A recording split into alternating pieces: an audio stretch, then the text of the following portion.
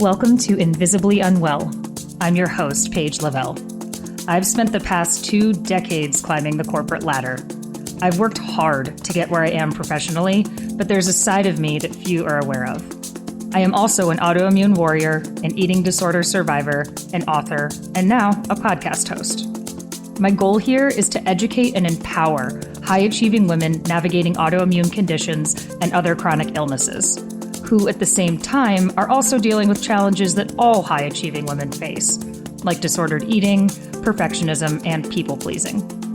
Invisibly Unwell is what I wish I had at the start of my journey.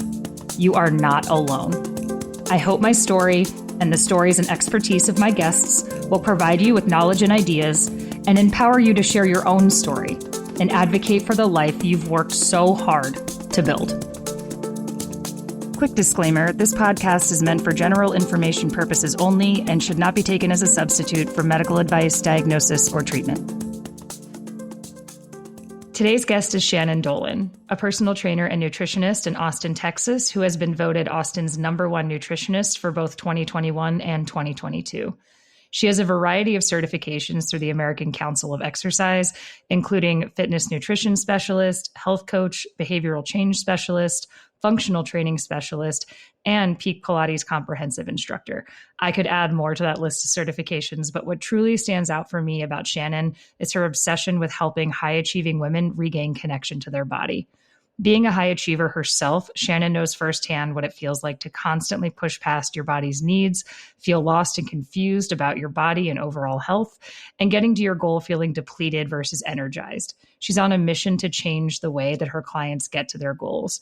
I really feel that her mission and her vision and what she's learned working with clients in this space for many years now will really resonate with listeners today. Welcome, Shannon. I would just love to get started by having you share a little bit about yourself and what brought you to the amazing profession that you've really grown in the Austin community, and you're online, so obviously nationally at this point, possibly internationally. I would just love to hear your story, your path, what made you choose this career, and how you've gotten to where you are today. Yeah, well, thank you so much for having me, Paige. I'm so happy that you are doing this podcast. I know that it's been something that you've wanted to do for a while, so I love just all the conversations that you've had so far. So thank you for having me.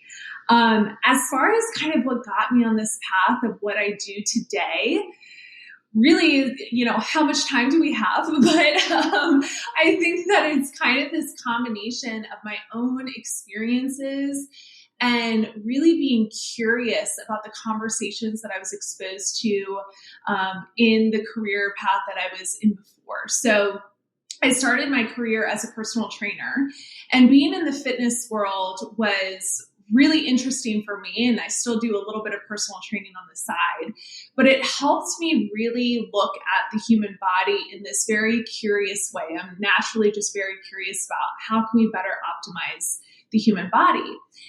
And what I was noticing over the many years of me doing this was the same conversations popping up time and time again that I was hearing in the gym and seeing in real life.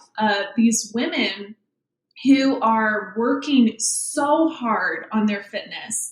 They're doing everything quote unquote right, but they're not seeing those results that they're after. And they're exhausted and they're full of high stress, and all of these things are happening all at once.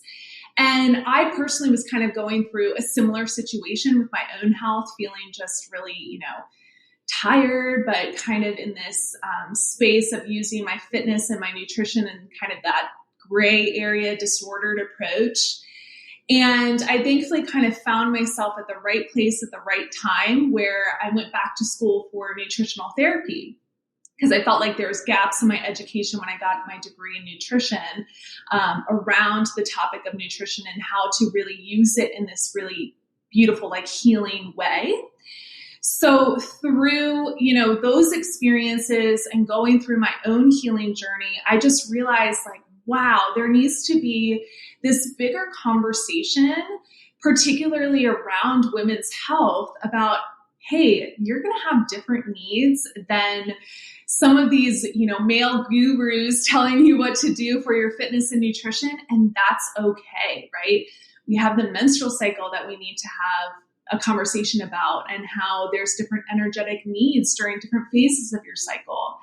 And the more I kept talking about it with people around me, the more I was able to realize just how needed these conversations are, because I was able to see this whole new sense of compassion just wash over people's face when it comes to their health. And it really allowed me to look at my health and my body in a completely different way, in a more empowered view. So it's really fun for me to be able to have these conversations, whether it's working with the high achieving woman in a one-on-one setting or online courses, or having more of an inclusive conversation in corporate wellness about how to better treat your body, right? How to better understand it, and understand that, hey, your body's just trying to ask you something and trying to communicate through these cravings and these symptoms that you're experiencing. And let's maybe just like take a breath and tap in and give your body what it needs. So through that nutritional therapy work, nervous system regulation, behavioral change, all of that, I just love being able to help support people on that deeper level. No. And as someone who was a former client of yours, I very much appreciate that you've dove deep into that space. I think something I've experienced that a lot of listeners can relate to is I work in fintech. It's a very demanding, very male-dominated industry. I worked with you when I lived in Austin, and prior to that, I lived in New York City. So you're talking about very fast-paced, very... It sounds redundant, but just very demanding. You're always go, go, go. You need to kill it to not just make it at work, but to even be relevant, to even be looked at for promotions. You really have to be going. And when you're living in cities where there's high growth, where just leaving your apartment or home in the morning to get to work, if you're still going into the office, is kind of a battle in itself. And you're a woman, you kind of have to fight to take up space. And it felt like, to me, as someone who is very type A, very success driven and a high achiever, it felt like to embrace anything that is labeled as feminine would be weak. And so taking time to rest and restore just wasn't something that I was ever taught. It wasn't something that I ever felt comfortable embracing, because it felt like it would get in the way of my professional pursuits. Now, it's a whole different conversation to say I should have probably paused at some points in my career growth to see if this was really the direction I wanted to go. I'm very happy now because I've found a balance. I work at a company that respects that work-life balance. They don't just put it on their mission statement or in their values and don't actually follow through on it, which a lot of us have had that experience before. But I'd love if you could expand upon, you have this written verbatim on your website, you're obsessed with helping high achievers regain connection to their body, because one of the major themes in this podcast and in my writing and everything I've worked on over the years with clients in the past as a health coach, you feel like you can separate your physical health from your mental and emotional health. And we all know that's not true. That's starting to be one positive thing to come out of the trendy wellness space, is understanding that you can't separate your mental and emotional from your physical. There's a predatory negative side to that space that we can go into, but it's something that I'm glad that it's getting some traction, that people realize, if I have green juice and I do yoga and lift weights every day, I might lose weight and I'm still doing well at work. Meanwhile, I'm anxious. I have a lot of other issues going on. My hormones are all over the place. I would just love if you could expand upon how you got to that realization that what your true audience and your true ideal client are those high achieving females that have lost that connection with their body. And if you have any reflections after doing this for many years and being very successful on how you feel like that disconnection may have started occurring, and how you, from your perspective as their trainer and nutritionist, kind of help guide them to finding that connection again. Yeah. So many things that you said, I was just like nodding my head the whole entire time, right? Because there is such this disconnect. And I love the high achiever, because in many ways I identify myself as a high achiever, right? And I know what that's like to see a goal and be like, I'm going to do whatever it takes to achieve that goal. And sometimes that can mean, okay, I'm going to sacrifice some things that maybe should not be sacrificed because you're just so fixated on it, right? And because I lived most of my life in that space of like, okay, we got to be productive. My worth was really tied into productivity as well. And like I had mentioned briefly before, like kind of this disordered view of nutrition and exercise for myself, even though I was really great at giving great advice to other people. I think that it can be a challenge to be able to find this balance because, yeah, in society, we have these structures and we have these expectations placed upon people of what it means to be successful, what it means to be productive. And it can be really, really messy, right? And I love working with that high achiever because not only do I identify as one myself, but because I want her to realize that she can have, do, be, achieve whatever she wants to in the world while also taking care of herself. You know, I think that there needs to be this different conversation around what that actually means to achieve a goal and how it can feel when you get there. It can ideally feel really like celebratory and it can be exciting and it can feel like, yay, I got to this goal and I have enough energy to sustain it and I can keep going forward versus, oh my gosh, I got to this goal and now I'm completely drained and I'm completely exhausted, right? I never want people to feel like they need to hide in the bedroom for the whole entire weekend after working really, really hard during the week, right? It needs to be this balance of not only achieving the things that you want to in life, but also having that fulfillment and leaving space for that fun and being able to enjoy life a little bit more. And for women, you know, being able to help them realize like, hey, these energetic fluctuations that you experience in harmony with your menstrual cycle, it's totally normal. If we can kind of anticipate this a little bit, we can help you, you know, get to your menstruation phase with more energy versus feeling really depleted. And just opening this conversation of, again, like what success and what reaching your goals can look like and how it can be a little different than what society tells you. I want to touch on something you said and pull a little bit more from that particular topic. So I just kept hearing in my head when you were talking about your experience giving and helping others and not applying the knowledge that you're gaining both from an education standpoint and your experience working directly with clients to yourself and your own health. I feel like something a lot of high achieving women that have tendencies to be perfectionists and people pleasers, there's a lot of us out there, they tend to apply or offer to others what they do not allow or offer to themselves. I am much more patient with other people than I am with myself. If someone's having a hard day and they're struggling at work and I need to pick up their slack, doesn't really faze me. I would be so hard on myself if I was really struggling at work or if I couldn't keep up with commitments that I have. And I am very guilty of putting too much on my plate, getting burned out, and then being unable to meet the commitments. And it's important to me. I think it's a sign of integrity to meet the commitments that you've made. The problem is when you overload your plate, and I'm talking not once in a while, I'm talking I would have a packed calendar between the important things like seeing my friends and spending time with my partner, but it was also these networking events and anything that would look shiny on my resume and anything that would be an accolade of sorts. And I feel that it's something a lot of us are guilty of. Not guilty to shame us, but it's just something that we tend to do. And I'm guessing based on what you're saying that that's something you see a lot in your clients. Is there any advice you have or any insight as to how you were able to start applying that knowledge of self-compassion and of finding balance to your own life? Because I feel that could be really helpful to hear. Absolutely. Yeah. You know, for me, it was kind of like things had to get worse until I was able to really look in the mirror and kind of have to apply these principles to myself, right? Like I went through this bump in the road of my health where, you know, because health isn't linear, there's always little bumps and peaks and dives and all the things. But yeah, I was starting to experience these adverse effects of doing all of the things all of the time, right? Where my gut health was a mess.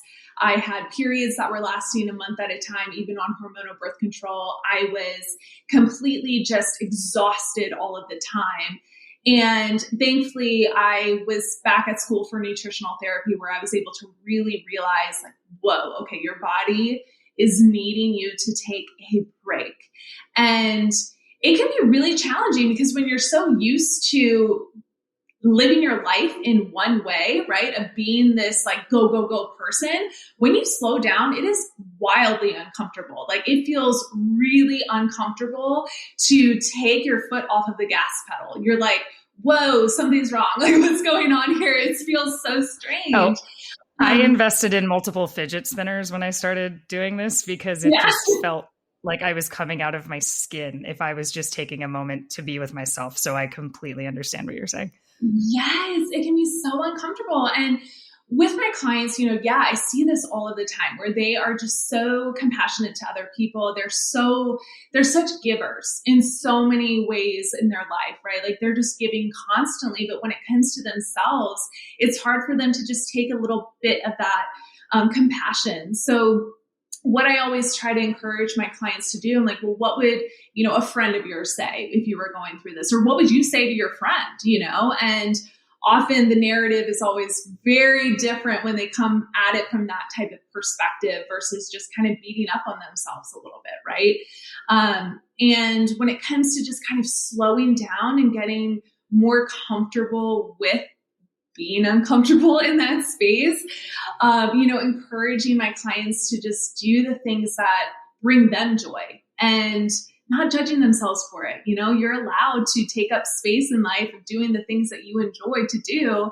And that is very healing in and of itself. No, that's wonderful insight. I know I've read there's a few different titles out there for this. And so I want to make sure I'm not stealing anyone else's idea, but I've read about like the Sacred Six, where you commit to 6 things a day that are for you and that keep you grounded. And I stress for you because my best friend's Sacred Six is not going to be the same as mine. And I've been through times where I had enough issues with my autoimmunity and enough stress and things going on in my life that I had a Sacred 2 or a Sacred 3. And as an overachiever, that is really hard to deal with. It sounds really silly and it sounds... for someone who's listening that maybe can't relate to having those overachieving tendencies, that might sound like, okay, get over it. You're busy. But as someone who's wired, both, I think, nature and nurture, both naturally and just through the circumstances of my particular life, someone who's wired to just do as much as possible and then get super hard on myself if I'm not able to attain the impossible. Yeah. Narrowing that down to 2 or 3 when you're really in a time that you need to rest and you need to recover is challenging. So I really appreciate you putting something out there that gives women the space to have that compassion for themselves and just learn to get in touch with yourself and know, like, I need a break and that's okay. And one thing I know that I've had conversations with my parents about this as an adult and as I've gone to therapy and as I've done a lot of work and self-growth. I grew up in a home where if you spent Saturday not doing anything, like say you got sucked into a Law and Order marathon, that was a big thing in my house, or it was just a crazy week and I played multiple sports. My brother played multiple sports. I was at school, I want to say 12 plus hours a day in high school. And by the time you get to the weekend, my parents, who are running around like crazy, taking us to all those things and cooking meals and supporting us, they did not have a lot of money. So there were times that was a stressor. We had a Saturday that was just unwinding and just sitting and just being there. Now I see that as something that was necessary. But at the time, that day would pass and I would hear one of my parents say, well, geez, I just wasted the entire day. And that planted a seed in my head of idle time is wasted time. Downtime is unnecessary. It's very much that hustle mentality. And I know it was well intended, but it was something that took me decades to break. And it's something that required me, like I said, to have a fidget spinner just to sit still for 30 minutes. Because even if I got my computer out and say I was trying to read something that was about mindfulness or something that was really beneficial to me, I would then be like, well, I should probably check on the credit card statement right now, even though it's not due in 2 weeks. I'm going to start stressing about finances. I should probably check these few things for work. I should probably insert a million other things that could totally wait until the next day or even the next 3 days. And it's something that you just start to build into this way of thinking and way of operating day to day. And that's just a hard cycle to break is basically the crux of what I'm saying. But one thing you touched on a few times so far that I would really love to hear more of your expertise on is the menstrual cycle and hormones. And I know that's an area that you do a lot of work with women on and an area that you have a lot of knowledge around. And I'd love for you to share more about, in general, the menstrual cycle and how that affects our energy as women and how we, for our own benefit, should adapt our habits and what we do and how we eat and how we exercise to make room for that energy drain that comes with the menstrual cycle. And I would also love to hear some about, I'll go with trendy, fitness and nutrition practices that are really pushed that kind of go directly against what is the best for us with our complicated hormonal system. Yeah, of course. So yeah, the menstrual cycle is just such this powerful thing. And here's the thing, like no one talks about it in a very empowered view. I think now they are, thankfully, with social media. I think that there's more awareness about these shifts and changes in your cycle and how to really lean into that a little bit more. But you know, when I was growing up, it was very much of, it's just the worst part of being a woman. You kind of just have to suck it up if you're in pain, like best of luck to you, basically.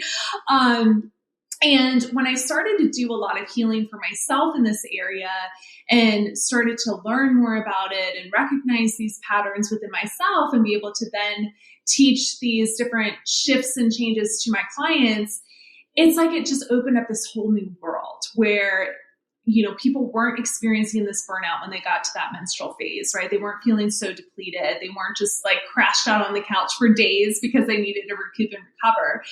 But basically, when it comes to the menstrual cycle, you're going to have these different shifts. And the first half of your cycle, after menstruation, you're going to have more of this like extroverted type of energy provided to you. So you might find yourself being like more wanting to socialize with other people. You might find yourself having just, this higher energy where you're just like, all right, I'm ready to go, right? And then the second half of that cycle, when you get more to the luteal phase and, you know, easing into menstruation, it can kind of shift where then you might notice I'm a little bit more introverted. I kind of want to be at home a little bit more. And the thing is when we're able to anticipate this, when we know these patterns for ourselves, we're able to then provide ourselves with what we need, right? So whether it's more rest on those days during the luteal phase, right? Like having a weekend where you're just kind of relaxing and enjoying the weekend, maybe reading a good book. Or if it's in that follicular phase, okay, let's schedule some time to hang out with friends. But I think that, when we're able to just anticipate this and really live in harmony with this, it's so, so helpful.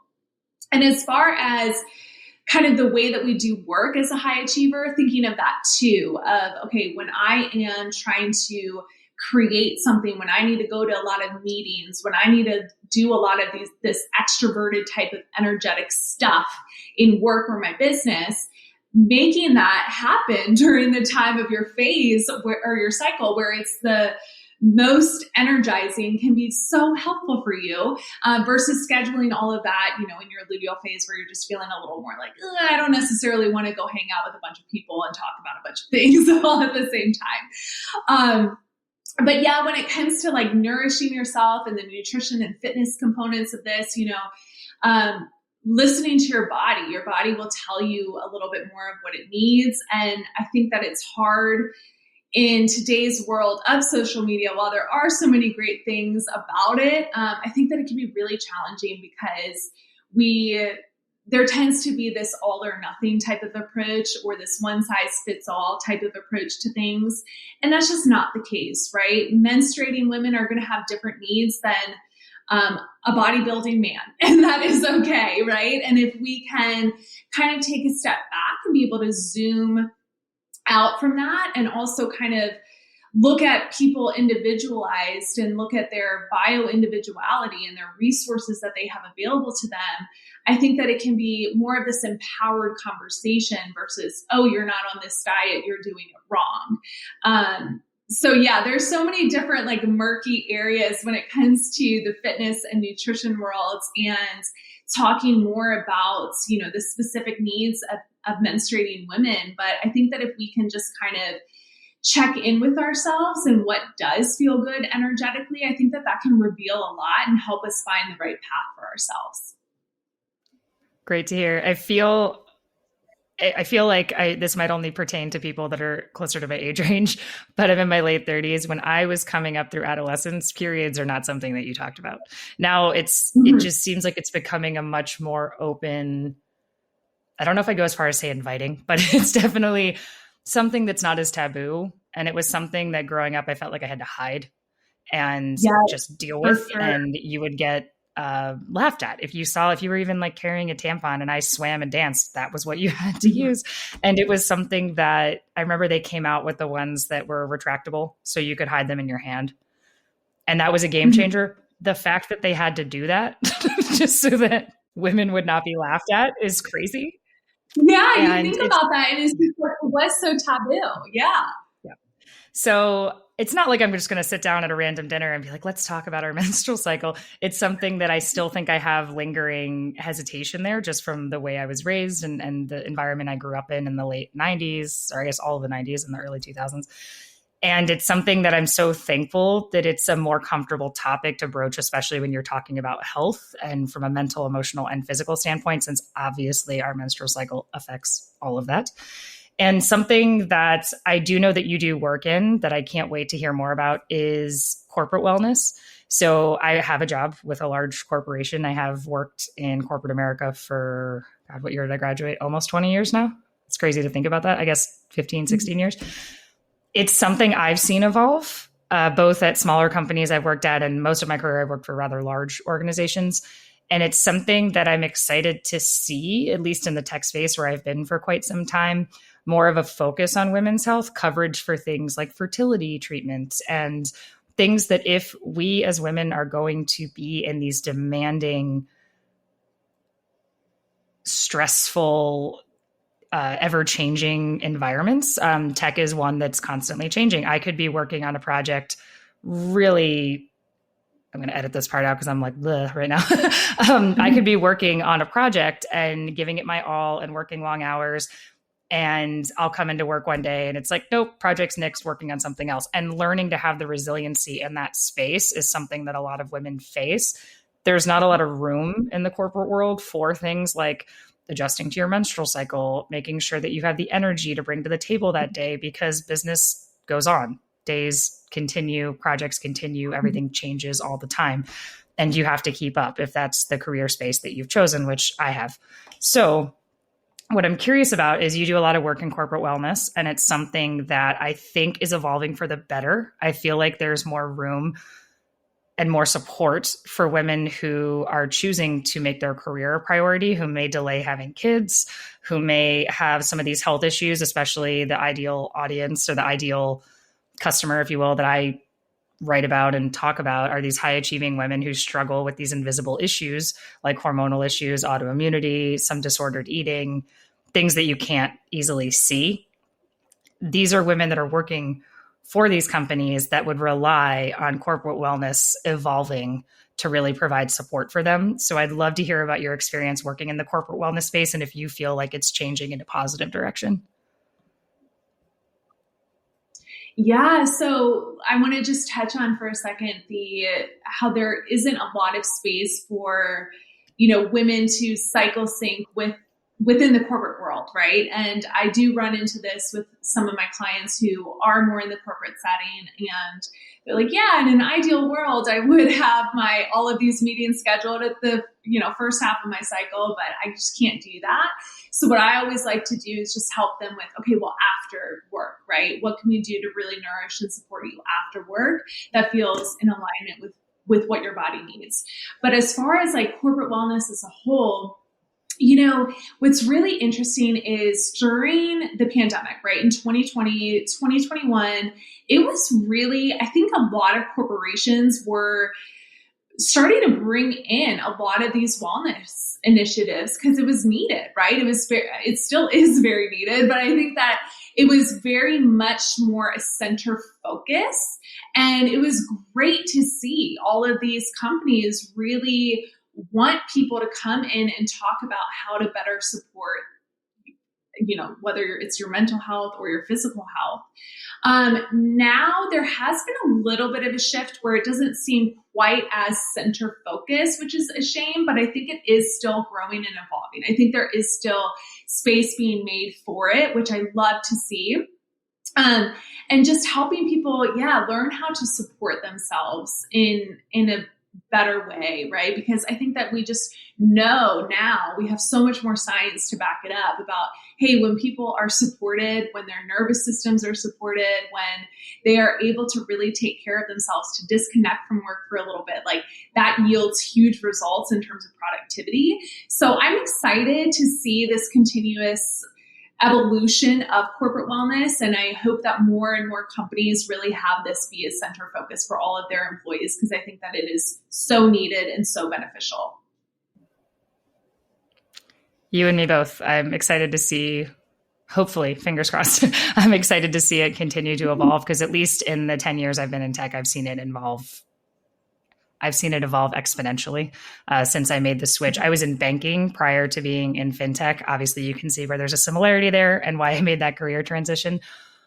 But I will say, coming from a place where there was no room for dealing with anything that is very unique to women's health, and moving to a space that understands, at least at a high level, that women have different needs than men, in this case, or people identifying as women. So it's something that I am hopeful. I'm going to remain hopeful, cautiously optimistic, if you will, that it will continue to move in a positive direction.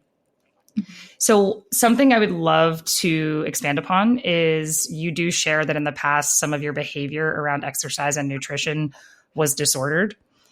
And I think, again, with our theme of high achieving women, we tend to apply our perfectionism to a lot of different spaces, especially the health and fitness space. So I would really love to understand more around when you've started to notice that some of your behaviors and some of the things you were studying and applying both to yourself and to clients was disordered, and not something that was really, someone might be losing weight, someone might be checking off some boxes with their goals, but overall you started to notice it wasn't making them better. Mm-hmm. Yeah. So, for me, with my own view of fitness and nutrition at the time, where it was definitely more of this disordered, was, and kind of like towards the end of the line of all of that, was I was tracking macros, and I had a macro nutrition coach. And I remember telling her, before I even started, I said, hey, I can very easily take this to the extreme, like keep tabs on me, please, because this could get messy. And unfortunately, tabs were not taken. And instead, I was given, training macros and then rest day macros, which basically means I can eat more when I work out. So here I am, like, hungry. So I'm like, okay, yeah, I'll work out every day in order to get my training macros, right? And it was crazy, Paige, because, like, on a logical level, I knew better. Like, I had this degree in nutrition. I have this minor in strength and conditioning. I'm doing all of this continuing education about how to support the body, nutrition, all of that stuff. And like I said, I'm able to give this incredible advice to my clients to slow down, to rest, to eat more, to nourish themselves. But I am just in such this mind warp, this weird space, that it was really hard for me to, like, take that on for myself. And I do unfortunately see this a lot. And like we kind of discussed earlier, it's just kind of this messy situation of wanting to find control. And I think that when you're a high achiever, a lot of what you're searching for is control, right? You're just like, I want to be able to know what's going to happen, have it happen exactly the way that I want it to happen. And it is easy to utilize your own body in that space of control, right? So manipulating your fitness and your nutrition in order to feel more in control. Like I said, thankfully for me, the kind of eye-opening moment was when I was back in school for nutritional therapy. This is so funny because I walked into this live workshop and I felt like a hotshot. I was like, I am picture perfect of health because I know every single thing I put into my body. I work out all the time. Like I had just done a photo shoot with the local Austin Fitness magazine. And I was, like I said, I was just feeling like a hotshot. And I go in there and I realize like, oh my gosh, my body is screaming at me for help, right? With all of the symptoms that I was experiencing and having to make those shifts and changes for myself, like really looking at my own body in that way of compassion, like I was helping my clients do. Like I said earlier, it was really uncomfortable, but I'm so grateful for it and so grateful for being at the right place at the right time before it got really, really bad, you know, because it definitely could have gotten worse. But yeah, I mean, when you kind of have to unravel this stuff, it's not just, you know, the eating better, nourishing yourself and the, you know, scaling back in the fitness, but it's really a lot of that mental work too, and kind of unraveling some of these thoughts and beliefs that you have about yourself and your body and productivity. And that truly is probably the hardest part, but it's so necessary in order to see that healing and to be able to take that, you know, that compassion that you have for other people and to apply it to yourself. Yes, easier said than done, but it's something that I continuously work on. And I know a lot of women listening can very much relate to that. I personally got very, very into restrictive protocols for my autoimmune condition. I have several, but the one that I address with medication and that I notice the most is my Hashimoto's thyroiditis. And that is something that I learned the hard way, not once, multiple times. I love when people say, I made the mistake, I won't make it again. Yes, you will. You'll just make it in a slightly less severe degree, and then you will slowly learn not to do something because you can play out the tape and you know how it's going to work out. So give yourself a little compassion if you make a mistake twice. So more than once, I have gained some weight for a variety of reasons, whether it was a high stress situation, I had to relocate unexpectedly in college due to Hurricane Katrina, due to a divorce when I turned 30. It was my choice and it was definitely for the right reasons, but it's still a traumatic event regardless. So those are just two examples of times that for very obvious reasons, I was very stressed and questioning a lot of my decision making. And if I was in touch with myself, if I was doing the right thing, you know, you start to get into those really existential questions at moments like that. And what I did, due to the weight gain and due to the stress and wanting to have some sense of control in an environment where I felt completely out of control, I focused on my weight. And if I could control that, then I would feel in control. There's the control element. There's also the validation you get from achieving certain body ideals or trying to achieve them. And I worked out so hard. I was doing HIIT workouts 5-6 days a week. And I have an autoimmune condition, and that is ill-advised. It's something I never really knew was a bad combination. I thought, oh, you're working out hard. Obviously, that's great. I heard about resting and restoring, but to me, that was I'll go for a walk after and do some stretching and I'll be fine. And I was doing those HIIT workouts. I was in amazing shape from a purely aesthetic standpoint. Like I looked great. So that really gave me the ability to walk with my head up and my chin up, my head held high, walking down the street. Meanwhile, my hair was falling out. I was not sleeping. I was just constantly in my head. And it wasn't until my body started screaming at me, similar to what you were sharing about your experience, that I had to pause and I went to get my lab work done. And my thyroid hormones were all over the place. And I was just a mess. Like my thyroid antibodies they're already off the charts because I have Hashimoto's, but they were significantly higher than they had been in my prior lab work. So it was one of those first realizations. And I was in my 30s when I realized this, that just because I look good and just because this is achieving these superficial goals that I have does not mean this is good for me. And that is a tale that I think a lot of women tell themselves and that society tells us, is that if you achieve a body ideal, that you're healthy. If it makes you lose weight, it's good for you. That is not true. Now, to just not care at all about what you're putting in your body or rubbing on your skin or what products you're using, and to just be totally reckless about it. Like, yeah, that's also probably going to result in poor health, but it's not an extreme situation. Like, you have to find the middle ground that works for you. And I'm grateful for you being out there and putting this information out there, but I feel like there definitely needs to be more people in the personal training and in the nutrition and the fitness space in general that are sharing the message that, yeah, exercise is great. Nutrition's great. If you're not connecting with yourself, if you're not listening to your body, if you're not getting personal about your particular set of health circumstances, and I'm including mental and emotional health there, you're not going to be moving the needle in a direction that's going to be sustainable and that's going to be good for you long term.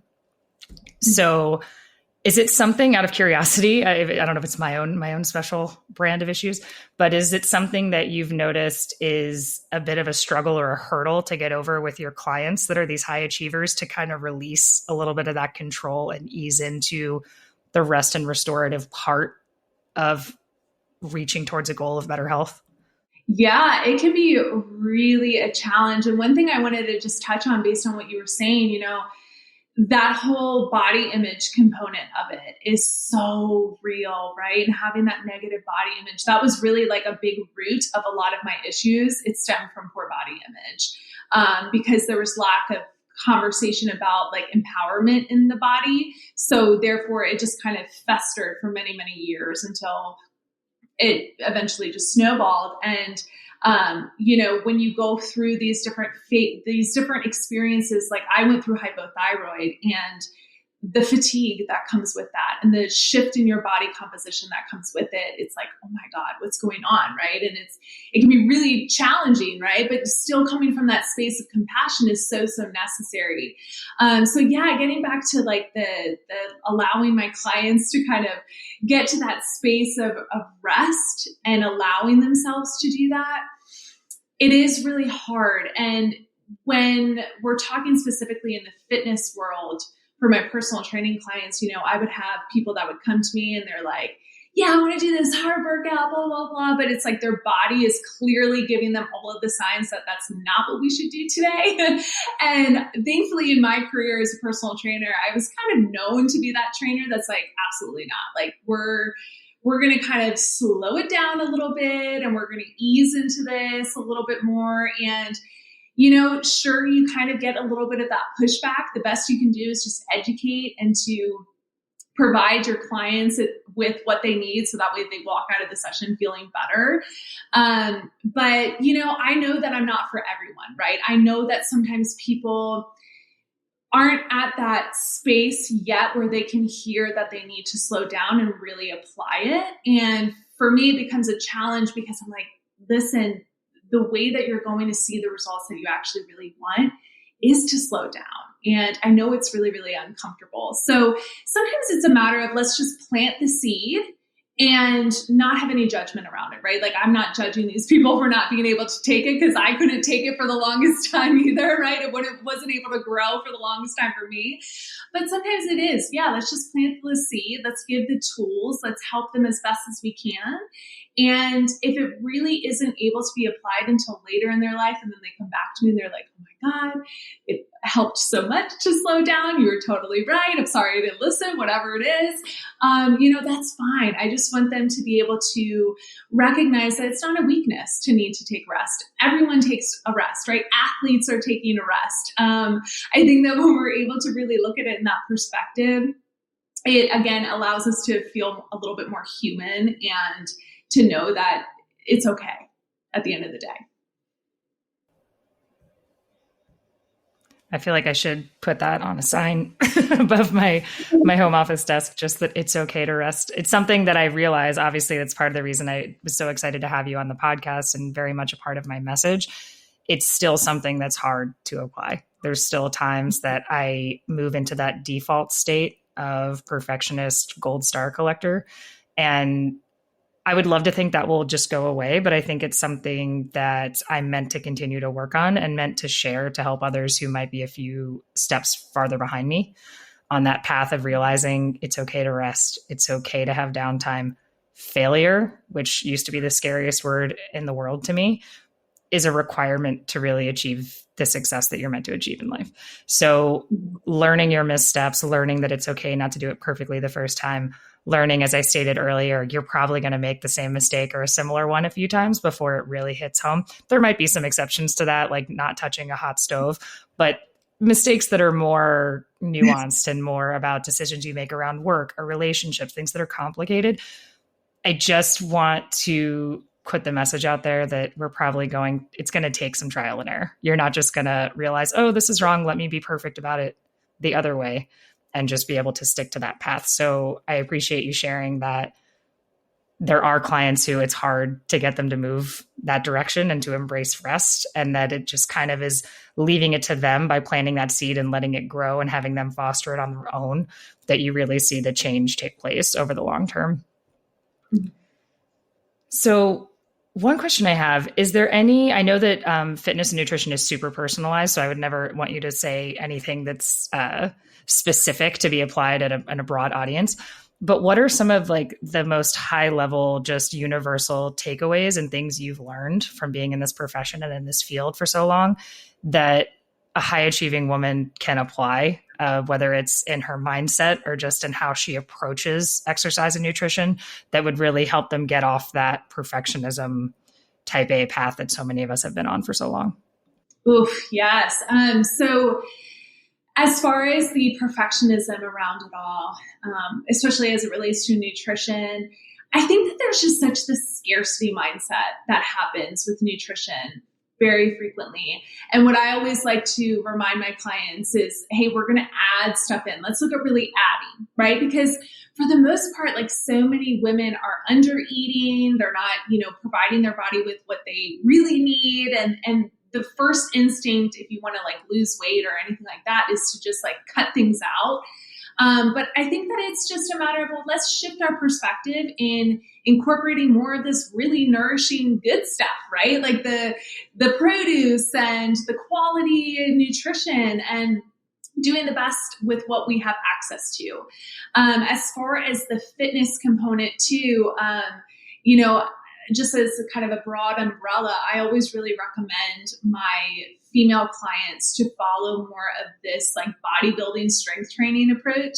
And even with me saying the word bodybuilding, that can scare people because they're like, oh, I don't want to be, super jacked or whatever it is, whatever they have in their mind about it.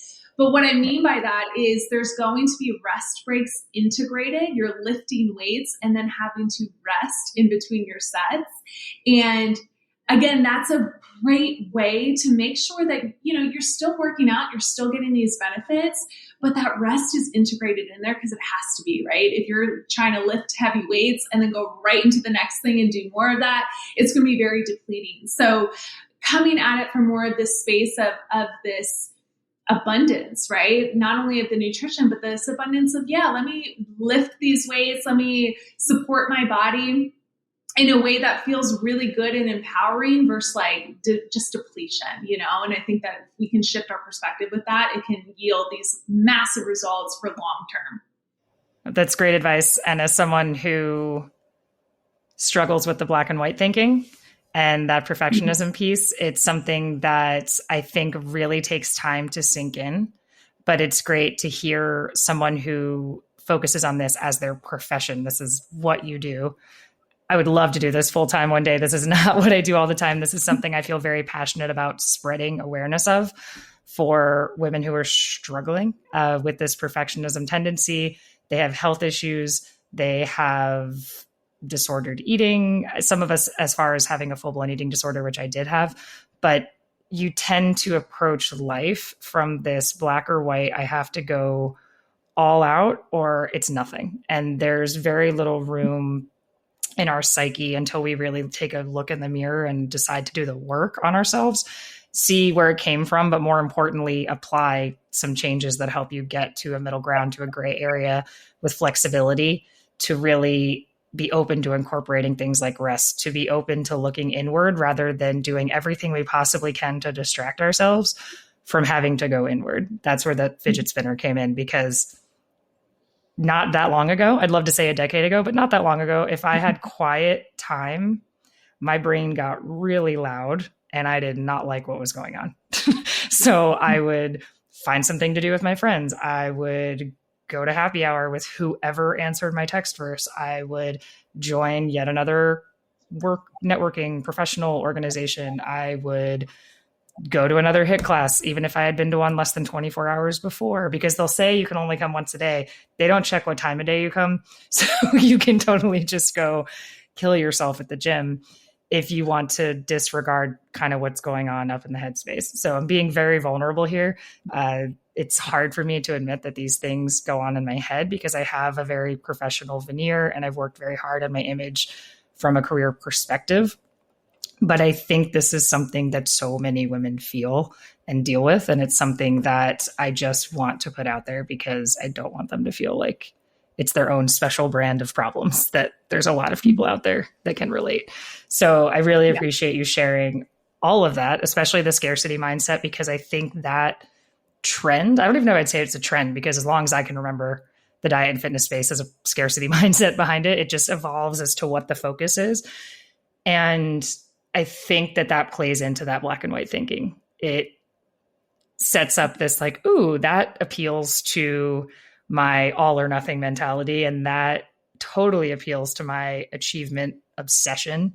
And to really look at it from a sense of abundance and looking at how can I give myself these healthy things and how can I give myself a break and give myself time to restore. And one thing that I know concerns me, because it definitely got to me for a long time in the health and wellness space, is just the sheer amount of information.